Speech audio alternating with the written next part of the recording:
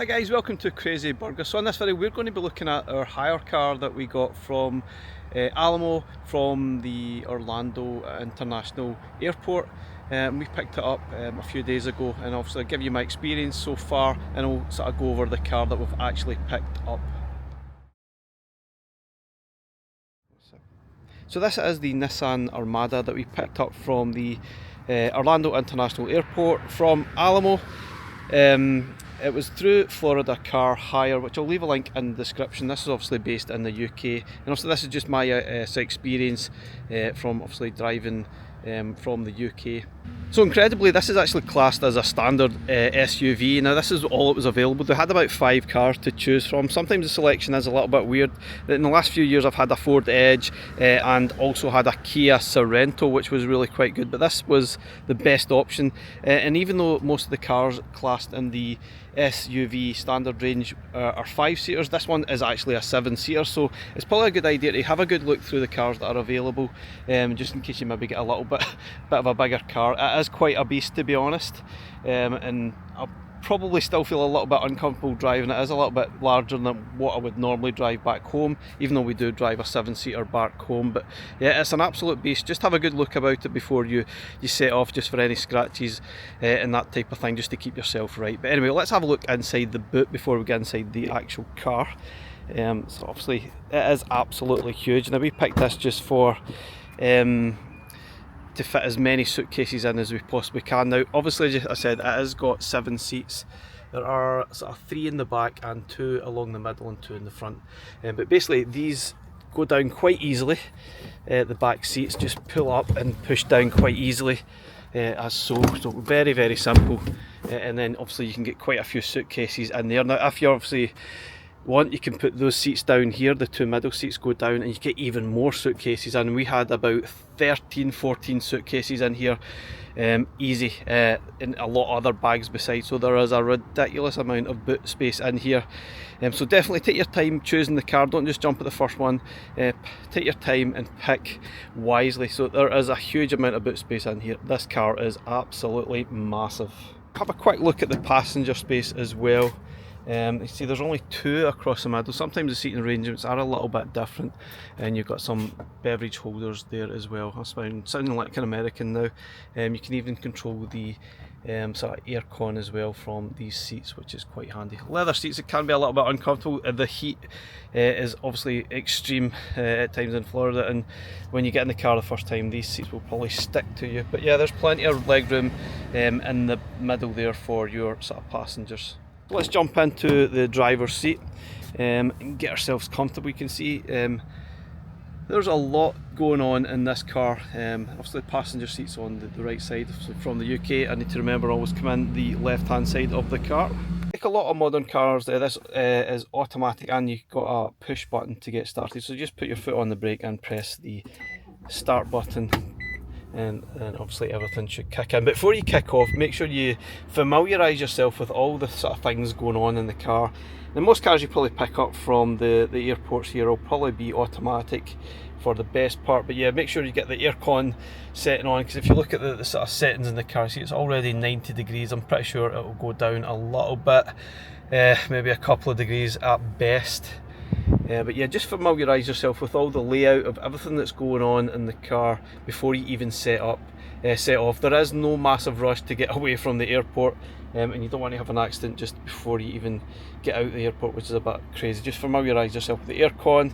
Now usually the mapping system on here might even be disabled in some of the cars you pick up, but this one on here really wasn't reliable at all, so we just used our phones to sort of get about, which is absolutely fine. Now sometimes you're looking at the amount of buttons and stuff on the dials and at the side is a little bit daunting, and a lot of the things you're probably never even going to use, to be honest. But the main thing you probably want to check off is probably your lights, maybe set to automatic, and maybe even your windscreen wipers as well. But obviously most cars are either automatic, or you can just manually sort of do that.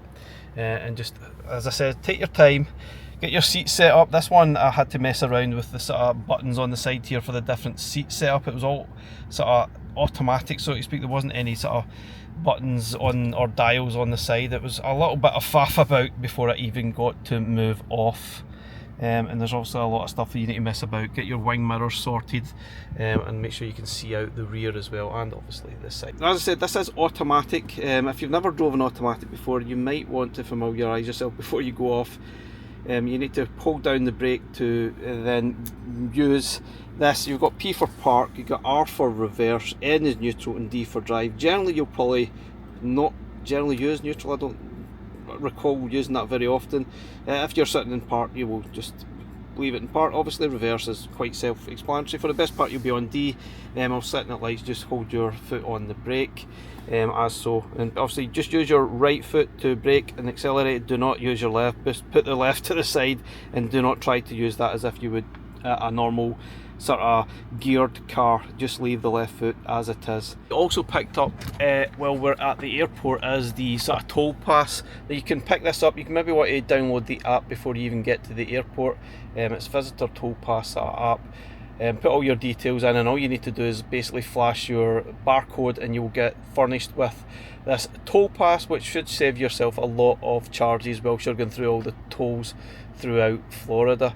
Certainly saves a lot of hassle. You just need yourself a credit card allocated to the details within the app, and pick that up. It's basically across from the Alamo sort of car hire place in Orlando International Airport. Very easy to pick up, and obviously don't forget to drop it off in the road back as well, otherwise you will be charged a $10 fee, and obviously it might affect whatever charges you get on your sort of card at the end of the day. And just leave it on the front of the car as this. Obviously, if you're from the UK, it can be quite daunting to drive first time, which we done 3 years ago, and I basically landed in the middle of a rainstorm, and that was even worse. But basically take your time. It can be a bit strange. Sometimes I find myself veering too close to the edge of the sort of curb, because obviously we're driving in the opposite side of the road, we're driving in the opposite side of the car.